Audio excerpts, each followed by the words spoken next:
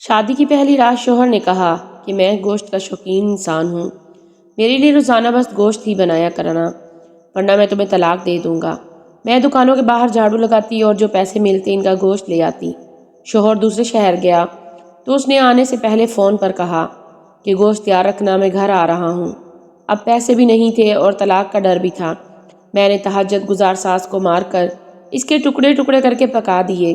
جیسے ہی شوہر کے سامنے کھانا رکھا تو میری چیخ نکل گئی۔ ہم لوگ ایک قریب سے خاندان سے تعلق رکھتے تھے۔ میرے ماں باپ مزدوری کر کے بڑی مشکل سے ہمارا پیٹ پالتے تھے۔ ہم 3 بہنیں تھیں اور ہم بھی اپنے ماں باپ کے ساتھ مزدوری کیا کرتی تھی۔ مجھ سے بڑی 2 بہنوں کی تو شادی ہو چکی تھی اور وہ بھی غریب گھرانوں میں بیاہی گئی تھیں، اور اب میری شادی کی تیاریاں چل رہی تھیں۔ ہم غریب لوگ تھے، لیکن پھر بھی میرے والدین نے اپنی طرف سے ساری جمع پونجی لگا کر میرے لیے جہیز تیار کیا تھا، کیونکہ میں ان کی آخری بیٹی تھی۔ اور اس شادی کو لے کر میں بھی بہت زیادہ خوش تھی، کیونکہ معلوم ہوا تھا کہ لڑکا کہیں پر نوکری کرتا ہے، جس سے مجھے لگا کہ میری زندگی آسان ہو جائے گی اور اب مجھے لوگوں کے گھروں میں کام کرنا نہیں پڑے گا۔ جس نے بھی اس رشتے کے بارے میں سنا تھا، سبھی میری قسمت پر رشک کرنے لگے تھے، کیونکہ ہم ایک چھوٹی سی بستی میں رہتے تھے جہاں پر زیادہ تر لوگ جھونپڑی بنا کر رہتے تھے۔ اور پھر آخرکار شادی کا دن بھی آ گیا۔ بارات میں بہت زیادہ لوگ تو نہیں آئے تھے، لیکن زیادہ تر لوگ پڑھے لکھے تھے جو کہ میرے شوہر کے ساتھ کام کیا کرتے تھے۔ اور جب میں سسرال میں آئی تو میں نے دیکھا کہ میرے سسرال والوں کا تو ایک گھر بھی ہے جو کہ پکا ہے۔ گھر بہت بڑا نہیں تھا، لیکن مجھے تو محل لگا، کیونکہ میں نے تو بچپن سے ہی کچے گھر اور جھونپڑیاں دیکھی تھی، اس لیے میری خوشی کا کوئی ٹھکانہ نہیں تھا۔ ساس تھی جو کہ بہت ہی اچھی تھی اور عبادت گزار خاتون تھی، اپنے کام سے کام رکھتی تھی۔ مجھے تو یوں لگتا تھا کہ جیسے گھر پر میری حکومت ہوا کرے گی۔ خیر، مختلف رسموں کے بعد مجھے دلہا کے کمرے میں لے جایا گیا۔ میرے شوہر نے آتے ہی سلام کیا تو اس کے بعد اس نے بڑی ہی عجیب سی بات کہی تھی۔ اس نے کہا کہ دیکھو، میں تمہیں پہلے ہی دن سچ بات بتانا چاہتا ہوں، اور وہ یہ ہے کہ میں گوشت کھانے کا شوقین انسان ہوں، اس لیے تم گوشت ہی پکانا، پھر وہ مرغی کا ہو، بکرے کا ہو یا کسی بھی جانور کا ہو، لیکن ہونا گوشت ہی چاہیے۔ جس دن تم نے گوشت نہ پکایا، اس دن میں تمہیں طلاق دے دوں گا۔ شادی کی پہلی ہی رات اتنی عجیب بات سن کر میں تو حیران رہ گئی، لیکن میں نے سوچ لیا کہ یہ کوئی مشکل کام نہیں ہے، میں روز گوشت ہی پکا دوں گی۔ شوہر کی بات سن کر میں نے ہاں میں ہاں سر ہلا دیا۔ شادی کے دوسرے دن میں جب کچن میں گئی تو وہاں گوشت موجود نہیں تھا۔ میں نے فوراً اپنی مبارکی کے پیسوں سے پکا لیا۔ یہ سلسلہ ایسے ہی چلتا رہا۔ میرے پاس جتنے بھی پیسے جمع ہوئے تھے، میں انہی میں سے روزانہ گوشت منگواتی اور پکا لیتی۔ اب روزانہ گوشت کھا کر میں تنگ آ چکی تھی، لیکن اس کے علاوہ اور کچھ بھی نہیں پکا سکتی تھی۔ میری ساس نے بھی مجھے کبھی یہ نہیں کہا تھا کہ کچھ اور پکا لو، شاید وہ بھی اپنے بیٹے کی اسی عادت سے واقف تھی۔ میں یہ بات کسی کو بتانا نہیں چاہتی تھی، لیکن جلدی مجھے احساس ہونے لگا کہ میرا شوہر کوئی ہائی فائی قسم کی نوکری نہیں کرتا تھا، بلکہ وہ کمپنی میں صرف آفس بوائے تھا۔ اس کی تنخواہ اتنی زیادہ نہیں تھی کہ اس سے سارے گھر کے اخراجات پورے کیے جا سکیں اور ان پیسوں میں سے اپنے شوہر کے لیے گوشت روزانہ لایا جا سکے۔ پھر تو مجھے اپنے ماں باپ کے گھر کی غربت بھری زندگی اچھی لگنے لگی تھی، جہاں میرے سر پر کوئی طلاق کی تلوار نہیں لٹک رہی تھی۔ میں اپنے شوہر کی اس عادت سے جان چھڑوانا چاہتی تھی۔ میں جب بھی ماں باپ کے گھر جاتی تو ان کے لیے گوشت لے جاتی اور وہاں سے جو بھی سالن سبزی دال بنی ہوتی ڈال کر لے آتی۔ میں اور میری ساس 2 دن اسے ہی گزارا کر لیتے، شوہر کے لیے گوشت بنا دیتی۔ آخرکار میرے پاس جتنے پیسے تھے وہ بھی ختم ہو چکے تھے، اس لیے میں نے باہر جا کر کام ڈھونڈنا شروع کر دیا۔ مجھے کوئی کام نہ ملا تو میں نے دکانوں کے آگے جھاڑو لگانا شروع کر دیا۔ دکانوں کے اندر بھی صفائی کرتی اور ان کے آگے گلی سے بھی صفائی کر دیتی۔ روزانہ 2-3 گھنٹے کام کرتی اور وہاں سے جو پیسے ملتے ان سے گوشت خرید کر گھر لے آتی۔ میری ساس نے بھی مجھے کبھی یہ نہیں کہا تھا کہ تم باہر جا کر کام مت کرو، اور نہ ہی کبھی اپنے بیٹے کو سمجھایا تھا کہ وہ یہ عجیب سی ضد چھوڑ دے۔ میں اپنی ساس کو جب جو بھی دیتی چپ چاپ کھا لیتی، اور اگر کھانے کو نہ بھی دیتی تو مانگتی نہیں تھی۔ جب بھی دیکھو جائے نماز پر بیٹھی ہوئی یا تو عبادت کر رہی ہوتی یا قرآن پاک پڑھتی رہتی۔ ان کا وجود گھر میں ہے یا نہیں ہے میرے لیے ایک ہی برابر تھا۔ ہم گھر میں صرف 3 ہی لوگ تھے اور ہم تینوں ہی کی الگ الگ دنیا تھی۔ میرا شوہر سارا دن اپنے دفتر میں ہوتا اور شام کو گھر آنے کے بعد اپنے دوستوں کی طرف نکل جاتا، لیکن جب گھر آتا تو اسے کھانے میں گوشت ہی چاہیے ہوتا تھا۔ اور ساس تھی، اسے تو دنیا کے بارے میں کچھ پتہ ہی نہیں تھا کہ دنیا میں کیا ہو رہا ہے اور کیسے ہو رہا ہے۔ اسے عبادت کے علاوہ کسی چیز کی کوئی پرواہ نہیں تھی، اور میری زندگی گوشت خریدنے اور پکانے تک بس محدود ہو چکی تھی۔ میرے شوہر نے کبھی مجھ سے اور کسی قسم کی کوئی فرمائش نہیں کی تھی، اور نہ ہی کبھی انہوں نے میرے ساتھ کوئی غلط رویہ رکھا تھا۔ جہاں تک ہو سکتا تھا وہ میرا خیال رکھتے تھے، لیکن اس گوشت والی شرط کی وجہ سے طلاق کی تلوار ہر وقت میرے سر پر لٹکتی رہتی تھی۔ میری شادی کو 3 ماہ ہو چکے تھے، اور ان 3 ماہ میں میں نے صرف شاید 2 یا 3 بار کسی اور چیز کا ذائقہ چکھا ہوگا، نہیں تو صبح شام دوپہر بس گوشت ہی گوشت ہوتا تھا۔ جیسے جیسے گوشت مہنگا ہوتا جا رہا تھا، مجھے کام بھی زیادہ کرنا پڑتا تھا۔ اب تو میں اس سب سے بہت زیادہ تنگ آ چکی تھی۔ میرے مائکے والوں کو لگتا تھا کہ میں کام نہیں کرتی، اور میری ساس بھی بہت اچھی خاتون ہے، لیکن میرے لیے یہ زندگی کسی قید سے کم نہیں تھی۔ مجھے سب سمجھ آ گئی تھی کہ میری ساس نے ہم غریبوں کی بستی سے لڑکی کیوں لی ہے، اپنے جیسے لوگوں میں رشتہ کیوں نہیں کیا، کیونکہ وہ لڑکیاں یہ سب نہ کرتی، وہ جلدی چھوڑ کر چلی جاتی۔ لیکن ہم جیسے لوگوں کو بچپن سے ہی سختیوں کی عادت ہوتی ہے، اور ہم ہر قسم کے حالات میں گزارا کر سکتے ہیں۔ شاید میں بھی اسی لیے جیسے تیسے کر کے اس گھر میں گزارا کر رہی تھی۔ اگر ماں باپ کے گھر جا کر بیٹھ جاتی، خدا نہ خواستہ مجھے طلاق ہو جاتی، تو شاید پھر ساری زندگی میری شادی نہ ہوتی، اور اگر ہوتی بھی تو کسی ایسے انسان سے جو پہلے سے ہی 6-7 بچوں کا باپ ہوتا اور اس کی بیوی مر چکی ہوتی، یا پھر ایسا انسان جو اپنے بڑھاپے میں کسی سے شادی کرنا چاہتا ہو جو اسے سنبھال سکے۔ اور یہ ایک کھلی حقیقت تھی، اور میں اس بات سے خوب واقف تھی کہ ہماری بستی کی اکثر لڑکیاں کماری ہوتی ہیں، اور ان کے لیے بھی ایسے ہی رشتے آتے ہیں۔ اس لیے میں طلاق کا دھبا لے کر واپس نہیں جانا چاہتی تھی۔ ایک دن میرے شوہر نے کہا کہ مجھے 1 ہفتے کے لیے دوسرے شہر میں آفس میں کام کے لیے جانا ہوگا۔ وہ 1 ہفتہ میرے لیے بہت آزادی کا تھا۔ میں نے اپنی مرضی کا کھانا بنایا، اور طلاق کی لٹکتی ہوئی تلوار میرے سر سے ہٹ چکی تھی۔ لیکن ابھی یہ ہفتہ پورا بھی نہیں ہوا تھا کہ ایک دن شام کو میرے شوہر کا فون آیا کہ میں آج واپس آ رہا ہوں، کھانے میں گوشت تیار رکھنا۔ انہوں نے یہ کہہ کر کال بند کر دی، لیکن اب مجھے فکر شروع ہو گئی تھی۔ میں نے اس ہفتے میں کوئی کام نہیں کیا تھا، اور اسی وجہ سے میرے پاس کوئی پیسے بھی موجود نہیں تھے، اور نہ ہی گھر میں کوئی گوشت موجود تھا۔ اب مجھے یوں لگا کہ بس اب طلاق کا دھبا مجھ پر لگا ہی لگا، کیونکہ میرے پاس بالکل پیسے نہیں تھے کہ میں جا کر گوشت خرید سکتی، اور مجھے معلوم تھا کہ میرے ماں باپ کے پاس تو اتنے پیسے ہوتے ہی نہیں ہیں کہ میں ان سے کچھ ادھار مانگ لوں۔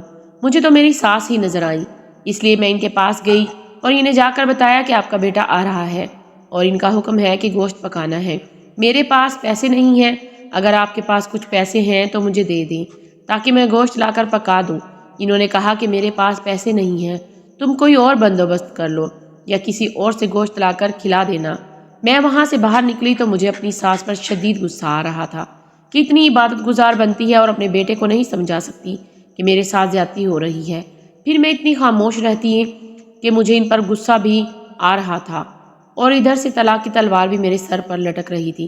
جیسے جیسے وقت گزرتا جا رہا تھا، میری بے چینی میں بھی اضافہ ہوتا جا رہا تھا، اور آخر کار میں نے ایک فیصلہ کر لیا اور اپنے گھر کی سب سے تیز چھری اٹھائی اور اپنی ساس کے کمرے میں چلی گئی۔ میری ساس سفید چادر اوڑھ کر بیٹھی ہوئی تھی۔ میں نے جاتے ہی ان کے منہ پر ہاتھ رکھا اور گردن پر چھری پھیر دی۔ ان کے منہ سے آواز تک نہ نکل سکی۔ میں نے غصے سے اپنی ساس کو ہی قتل کر دیا۔ پھر اس کے بعد تو مجھے احساس ہوا کہ میں نے یہ غلط کیا ہے، لیکن اب تو جو ہونا تھا وہ ہو گیا تھا۔ اس لیے میں نے جلدی جلدی ایک ران کاٹی اور اس کا گوشت بنایا، اور ساس کے باقی جسم سے میں نے کپڑا نہیں ہٹایا تھا، اور اسی چادر میں باقی جسم لپیٹ کر کمرے میں ایک طرف رکھ دیا تھا کہ اگر آج شوہر نے گوشت کھا لی اور کچھ نہ کہا تو کم از کم اگلے 15-20 دنوں کے گوشت کا انتظام ہو جائے گا۔ میں نے جلدی سے وہ گوشت پکایا، اتنے میں میرا شوہر بھی گھر آ گیا۔ اس نے آ کر مجھے کہا کہ جلدی سے کھانا لگا دو۔ مجھے ڈر تو لگ رہا تھا، لیکن میں نے اپنا ڈر ظاہر نہیں ہونے دیا اور خاموشی سے کھانا لگا دیا۔ میرا شوہر جیسے ہی کھانا کھانے بیٹھا تو میں کچن سے پانی لینے گئی۔ جیسے ہی میں کچن کے دروازے میں پہنچی تو سامنے کا منظر دیکھ کر مجھے یوں لگا جیسے میں اپنے قدموں پر کھڑی نہیں ہو پاؤں گی۔ میں چیختی ہوئی وہیں پر گر گئی اور پھر مجھے ہوش نہ رہا۔ پھر مجھے ہوش آیا تو میں اپنے کمرے میں بستر پر لیٹی ہوئی تھی اور میرا شوہر میرے پاس تھا۔ اس نے مجھے پوچھا کہ کیا ہوا تھا، لیکن خوف کی وجہ سے میری زبان بند ہو گئی تھی۔ میں پورے کمرے میں ادھر ادھر نظر گھما رہی تھی۔ انہوں نے مجھے ایسے ادھر ادھر دیکھتے ہوئے دیکھا تو کہنے لگا کہ کس کو ڈھونڈ رہی ہو تم؟ کیا ہوا تھا؟ اچھی بھلی کھانا لگا رہی تھی، کیسے بے ہوش ہو کر گر گئی؟ ایسا کیا دیکھا ہے تم نے؟ لیکن میرے پاس تو ان کے کسی سوال کا جواب نہیں تھا۔ میری خاموشی سے تنگ آ کر میرا شوہر باہر نکل گیا۔ اس کے پیچھے پیچھے میں بھی باہر آئی، لیکن مجھے قدم پر قدم وہی سین یاد آ رہا تھا۔ باہر ٹیبل پر اسی طرح کھانا لگا ہوا تھا۔ میرا شوہر کھانا کھانے لگا اور مجھے بھی کہا کہ بیٹھ جاؤ اور کھانا کھا لو، لیکن مجھے تو سب سے پہلے اپنے اندر کا ڈر ختم کرنا تھا، اس لیے میں نے ڈرتے ڈرتے پوچھا کہ ماں کہاں ہے؟ تو میرے شوہر نے کہا کہ اپنے کمرے میں ہوں گی۔ میں تو ان کے کمرے میں جانے کی ہمت نہیں کر پا رہی تھی کہ میں نے اپنے ہاتھوں سے اپنی ساس کو ذبح کر کے ان کا گوشت بنا چکی تھی، جبکہ کچھ دیر پہلے ہی اپنی ساس کو اپنے بیٹے کے ساتھ کھڑے ہوئے دیکھا تھا۔ ایسا ہونا ناممکن تھا، اس دور میں بھی موجے ہوتے ہیں اور بدروحوں وغیرہ پر مجھے یقین نہیں تھا، لیکن اب دیکھنے کے بعد مجھے یقین ہو گیا تھا کہ وہ میری ساس کی روح تھی اور وہ مجھے نہیں چھوڑے گی، اور یہی خطرہ مجھے کھائے جا رہا تھا۔ لیکن اس کے بعد میری ساس کمرے سے نہیں نکلی اور نہ ہی وہ میرے سامنے آئی۔ میں ساری رات ہی ڈرتی رہی، لیکن شوہر کے پاس ہونے سے مجھے کچھ تسلی تھی۔ جب صبح شوہر کام کے لیے چلا گیا تو وہ ڈر دوبارہ سے اود کر آ گیا۔ میں نے سارے گھر کے کام وہیں چھوڑے اور اپنی ماں کے گھر کی طرف بھاگ گئی، لیکن یہ مسئلے کا حل نہیں تھا۔ پہلے تو میرے سر پر صرف طلاق کی تلوار کا خوف تھا، اور اب تو ایک موت کا خوف بھی سوار ہو گیا تھا، اور اس کے ساتھ ساتھ ایک قتل بھی کیا تھا۔ مجھے یقین تھا کہ 2 دنوں کے بعد گھر میں پڑی ہوئی لاش نے بدبو چھوڑ دینی ہے اور میرا راز کھل جانا ہے۔ کچھ بھی ہو جائے مجھے شام کو گھر واپس جانا تھا اور اسی لاش کے ساتھ سے اور گوشت اتار کر پکانا تھا، کیونکہ آج میری ذہنی حالت ایسی نہیں تھی کہ میں کہیں کام پر جا سکوں اور گوشت خرید کر پکا سکوں، اور گوشت نہ پکانے کی صورت میں شوہر نے مجھے طلاق دے دینی تھی۔ ہر طرف سے مشکلات ہی مشکلات تھی، نہ جانے خدا کو کیا منظور تھا۔ اتنے میں ایک امیر آدمی آیا اور میری امی کو بکرے کا گوشت دے گیا۔ میری امی نے وہ گوشت بنایا اور اسی میں سے ایک پلیٹ گوشت میں اپنے گھر لے آئی۔ اب طلاق کا ڈر تو ختم ہو چکا تھا، مگر راز کھلنے کا خوف ابھی بھی مجھ پر طاری تھا، اور کیوں نہ ہوتا، آخر میں نے قتل جو کیا تھا اور بعد میں اپنی آنکھوں سے زندہ سلامت اس کو اپنے گھر بھی دیکھا تھا۔ جب میں گھر آئی تو کچن میں کچھ برتن ادھر سے ادھر ہوئے تھے، جسے لگتا تھا کہ کوئی کچن میں آیا ہے۔ میرا ڈر پھر سے میرے سر پر سوار ہو گیا۔ مجھے یقین تھا کہ میرا شوہر کام سے آنے کے بعد ماں کے کمرے میں تو ضرور ہی جائے گا۔ میں آنے والے وقت کے لیے خود کو تیار کرنے لگی۔ شوہر کے آنے کا وقت ہونے والا تھا، اندر ہی اندر میرا دل بیٹھا جا رہا تھا۔ شام کو جب شوہر گھر آیا تو اس نے پوچھا کہ کیا تم نے گوشت بنایا ہے؟ تو میں نے کہا آج امی کے گھر سے بنا ہوا گوشت لائی ہوں۔ آج میں نے اپنے شوہر کے سامنے کھانا رکھا تو اس نے کہا کہ ماں کمرے سے نہیں نکلی، جاؤ ذرا دیکھو جا کر۔ میں شوہر کو کیا کہتی کہ آپ کی ماں اس دنیا سے چلی گئی ہیں، لیکن میں نے سوچا کہ میں نے تو صرف ٹانگ کے ایک حصے کا گوشت کاٹا تھا، میرے شوہر نے کون سا غسل دینا ہے، کہہ دوں گی کہ ماں مر گئی ہے۔ جب ماں کے کمرے میں گئی تو یہ دیکھ کر میرے قدموں کے نیچے سے زمین نکل گئی کہ ماں ہمیشہ کی طرح چادر اوڑھ کر بیٹھی ہے اور قرآن پاک پڑھ رہی ہیں۔ میں نے ڈرتے ہوئے ماں کو آواز دی، ماں۔ ماں نے سر اٹھا کر دیکھا تو اس کی آنکھوں میں دیکھ کر مجھے خوف محسوس ہوا اور وہاں سے واپس آ گئی۔ شوہر سے کہا کہ وہ قرآن پاک پڑھ رہی ہیں، تھوڑی دیر میں آ جائیں گی۔ مجھے موت سے سامنا کرنے سے ڈر لگ رہا تھا۔ تھوڑی ہی دیر میں میری ساس آ گئی اور اپنے بیٹے کے پاس آ کر بیٹھ گئی۔ میں نے ان کی آنکھوں کی طرف دیکھنے سے گریز کیا اور کھانے کے برتن اٹھا کر کچن میں رکھنے چلی گئی۔ شوہر تو دوستوں کی طرف نکل گیا اور میں اب ایک برتن سنبھال رہی تھی کہ میری ساس آ گئی۔ ان کو دیکھ کر مجھے لگا بس اب تو موت آ ہی گئی ہے۔ انہوں نے کہا کہ تم مجھ سے کیوں ڈر رہی ہو؟ میں نے ان سے کہا کہ آپ نہیں جانتی میں آپ سے کیوں ڈر رہی ہوں، میں نے جو غلطی کی ہے وہ تو آپ بھی جانتی ہیں۔ انہوں نے کہا کہ ایسی کوئی بات نہیں ہے، تم نے مجھے نہیں مارا ہے، میں زندہ ہوں۔ مجھے ان کی بات سن کر حیرت ہوئی اور میں نے کہا میں نے خود اپنے ہاتھوں سے آپ کو مارا تھا اور ران کی ایک سائڈ سے گوشت کاٹا تھا اور اس کو پکایا تھا۔ اس نے کہا کہ تم ٹھیک کہہ رہی ہو، اصل میں مسئلہ یہ ہے کہ ہم لوگ جب اس گھر میں نئے آئے تھے تو میرا بیٹا بہت چھوٹا تھا، یہ گھر سالوں سے بند پڑا ہوا تھا، یہاں پر کسی ہوائی چیز کا سایہ تھا اور اس کا میرے بیٹے پر اثر ہو گیا، کیونکہ میں شروع سے نماز قرآن پاک کی پابند نہیں تھی۔ وہ سائے کی وجہ سے یہ ہوا کہ میرا بیٹا روزانہ گوشت کھاتا ہے۔ جیسے بھی ملے میں نے اس کا توڑ کرنے کے لیے کامل صاحب سے رابطہ کیا تھا اور انہوں نے ہی مجھے یہ نماز قرآن پاک وغیرہ کی پابندی سکھائی تھی، جس کی وجہ سے یہ ہوائی چیز میرے قابو میں آ چکی ہے اور میرا کہنا بھی مانتی ہے، لیکن میرے بیٹے کو چھوڑ کر نہیں جا رہی ہے۔ تمہاری شادی سے پہلے وہی گوشت کا بندوبست کرتی تھی اور میں پکا کر کھلا دیتی تھی۔ اس دن جب تم میرے پاس آئی تو میں نے اس ہوائی چیز سے کہا کہ گوشت کا بندوبست کرو، اور جس کو تم نے کاٹا تھا وہ میں نہیں تھی بلکہ ایک چھوٹا سا بکرا تھا، لیکن تمہاری آنکھوں پر پردہ پڑا ہوا تھا اور تمہیں یوں لگا کہ تم نے مجھے مار دیا ہے، حالانکہ ایسا نہیں ہے، بس یہ گوشت تو اب میرے بیٹے کے ساتھ ساری زندگی چلے گا۔ تم خود سوچو کہ ہم لوگ گوشت کھا کر تنگ آ جاتے ہیں، لیکن میرا بیٹا نہیں تنگ آتا، تو اس کی وجہ یہی ہے کہ جس دن وہ گوشت نہیں کھائے گا اس دن وہ چیز اسے مار دے گی، اس لیے یہ ضروری ہے کہ روز گوشت کا بندوبست کیا جائے اور یہ تمہیں ساری زندگی کرنا پڑے گا۔ اپنے شوہر کی حقیقت سن کر میں پریشان ہو گئی، لیکن ساس نے بتایا کہ وہ ہمیں کوئی نقصان نہیں پہنچا سکتی، بس اس کی یہی شرط ہے کہ یہ گوشت والا ہے تو یہ مشکل کام، لیکن میں نے اس شرط کو پورا کرنے کا اپنی ساس سے وعدہ کر لیا کیونکہ اس کے بغیر کوئی اور راستہ نہیں تھا۔ اور یہ واقعہ آپ کو پسند آیا ہے تو ہمارے چینل کو سبسکرائب